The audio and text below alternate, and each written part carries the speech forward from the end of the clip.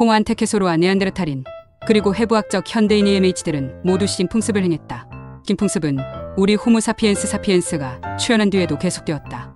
오늘 시기는 금기시되지만 인류사의 곳곳에서 우린 우발적인 식인 행위를, 심지어는 제도적인 신풍습을 발견할 수 있다.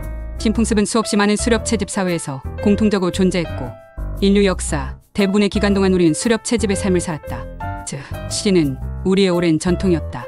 농경이 시작되고 사회 규모가 거대해짐에 따라 인간은 동족 잡아먹는 것을 터부시하기 시작했지만 동족의 기준이란 것은 여전히 자의적이었다. 의료적 목적으로 인해 혹은 부모를 봉양하는 등 사회문화적 요소들로 인해 인간 신체의 일부를 섭취하는 것은 때때로 용인되었다. 현대에 이르러서도 기근이나 사고와 같은 특수한 상황에 처한 경우 시인이 벌어지곤 한다. 오늘은 인류의 역사와 함께한 시인에 대해 알아볼 것이다. 1994년 스페인 부르고스에 위치한 시에라 데 아타푸에르카 시에라 디 에타푸에르카 그란돌리나 그란돌리나 유적에서 수십 구의 호모 안테케소르 표본이 발굴되었다. 78만 년 전에 살았을 것으로 추정되는 이들은 호모 에렉투스가 수십만 년간의 기후위기 속에서 유전적 다양성의 3분의 1을 상쇄한 끝에 꽃 피워낸 후손들이었다. 좀 더 뒷세대에 등장하는 하이델베르크인과 홍적세 종교음으로 함께 묶이기도 하는 이들의 뇌용량은 창추로 조상들에 비해 그야말로 비약적으로 증가해 있었고 어쩌면 우리는 이들을 우리의 첫 번째 인간다운 인간, 조상 후보로 선정할 수 있을지도 모른다. 그리고 이 유적에서 발굴된 그들의 유해는 그들이 동족의 우위에 잡아먹혔다는 다소 불쾌한 진실을 암시했다. 뼈조각들의 대부분은 심하게 부서져 있었는데 이는 살을 효율적으로 발라먹고 골수까지 빼먹으려는 시도처럼 보였다. 두개골 또한 마찬가지였는데 정수리에 가해진 충격은 아래에 있는 이의 흔적을 남겼고 곳곳에 근육을 자르는 과정에서 생긴 손상을 발견할 수 있었다. 분명 누군가에 의해 뇌가 적출했을 것이다. 갈비뼈에는 살을 발라내기 위한 근육 절단은과 내장을 빼내기 위한 기다란 절단은이 있었고 투박하게 뜯긴 목덜미, 근육은 참수를 암시했다. 대퇴골은 골수를 빼내기 위해 산산조각나 있었고 손발은 떨어져 나간 뒤 긁히고 그을려졌다. 고고학자들은 이런 유적에서 발굴된 어떤 유해가 같은 인간에 의해 잡아먹혔는지를 판단하는 두 가지 판단 기준을 갖고 있다.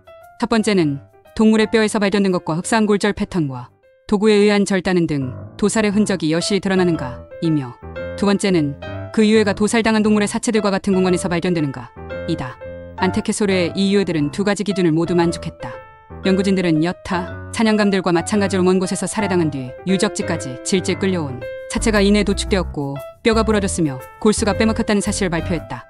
당연하게도 가장 유력한 용의자는 호모 안테케소르, 그들 자신이었다. 재미있는 사실은 호모 안테케소르가 동족을 먹는 데에 있어서 그다지 절박하진 않았다는 것이다. 유적엔 같은 호모 안테케소르 유해 말고도 수많은 사냥감 동물들의 뼈가 눈을 썼는데 이 사실은 시긴이 반드시 필수적이진 않았다는 사실을 암시한다. 하지만 이들에겐 굳이 사람을 먹지 않아야 할 이유도 없었다. 이들은 어쩌면 훌륭한 인간 사냥꾼이었을 것이다. 시긴의 대상이 되었던 유해가 대부분 젊은이, 심지어는 4분의 3가량이 사춘기, 이전에 어린아이였다는 점으로 미루어 보아 이들은 자연적으로 사망한 내 집단의 수어머니 아니라 의도적으로 살해당한 외부인이었을 확률이 높다고 여겨져 왔다. 유해의 안면부에는 여타 사냥한 동물들에 비해 훨씬 더 많은 절단은이 보이는데 이는 사냥의 대상이었던 외부인에 대한 증오를 나타내는 것일 수 있으며 유해가 동물의 사체와 같은 공간에 아무렇게나 흩어져 있었던 점도 가설에 힘을 실는다. 그러나 수렵 채집 사회의 어린 개체들은 15살을 넘기는 경우가 절반도 못 되었다는 최근의 연구 결과들을 반영해 호모 안테케소르 사냥꾼들은 그들 자신도 상당한 위험을 감수해야 하는 의도적인 인간 사냥을 하기보다는 차라리 동료의 시체를 재활용했을 확률이 높았으리라는 추측도 있다. 또한 이 경우 안면부의 과다한 상처는 단순히 인간이 갖는 다른 사냥감 동물들과의 해부학적 차이로 인해 도축인이 애를 먹은 결과라고 해석될 수 있을 것이다. 이 가설대로라면 동료들의 유해를 아무렇게나 갖다 버리고 재활용한 호모 안테케소르는 인간 사냥꾼은 아니지라도 감수성이 다소 메마른 사람들이었을 것이다.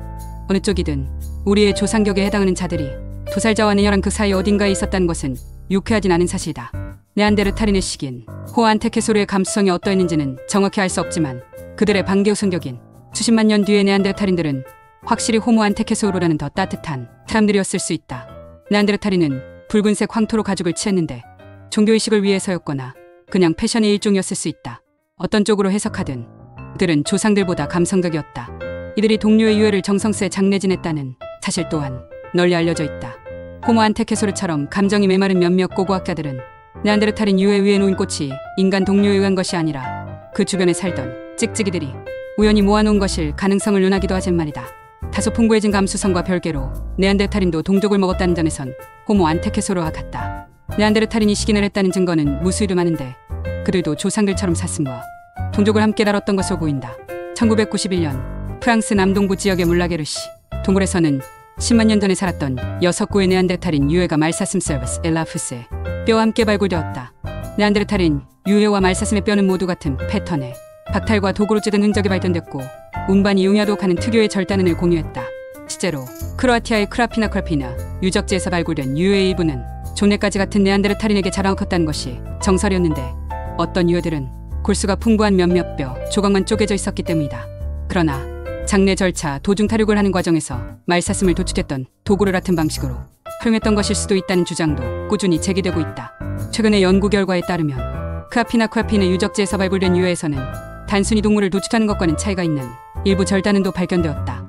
이는 몇몇 유해들이 고인에 대한 의례적 풍습의 일환으로 퇴육되었다는 사실을 암시한다. 어쩌면 식인과 장례 둘 다 벌어졌을 수도 있다. 여러모로 이 크라피나 유적지에서 발굴된 12구의 유해는 생전에 입은 부상이 치유된 흔적이 있었다. 이는 네안데르탈인이 서로를 보살폈음을 암시한다. 네안데르탈인의 식인 행위를 암시하는 정황 증거는 차고 넘치지만 아직까지 명명백백한 물증은 없다. 따라서 그들의 식인 여부에 대한 논쟁은 인류학자 프란퍼 밴더 그리트의 말만 따나 어떤 네안데르탈인의 분석, 프렌시 고고학자들의 언어로 똥을 뜻함이나 내장화석에서 소화되다만 유해가 발견되지 않는 한 끝나지 않을지도 모른다. 사실 소화되다만 네안데르탈인의 이빨이 어떤 분석에서 발견되었다. 다만 그 똥의 주인은 네안데르탈인이 아니라 하이에나였다. 이는 어떤 도축된 네안데르탈인의 유해는 아무렇게나 방치되어 하이에나의 한 끼 식사가 되었단 사실을 암시한다. 아마 네안데르탈인은 서로를 보살피고 장사 지내고 잡아먹는 행위를 전부했을 것이다. 그리고 이 모든 풍습은 우리와 더 닮은 사람들도 공유하게 된다. 이제 네안데르탈인의 경쟁자인 동시에 혼맥으로 얽히게 된 우리와 비슷한 생김새의 사람들이 등장한다. 우리 호모 사피엔스도 장차 사람을 먹으며 살아가게 될 것이다.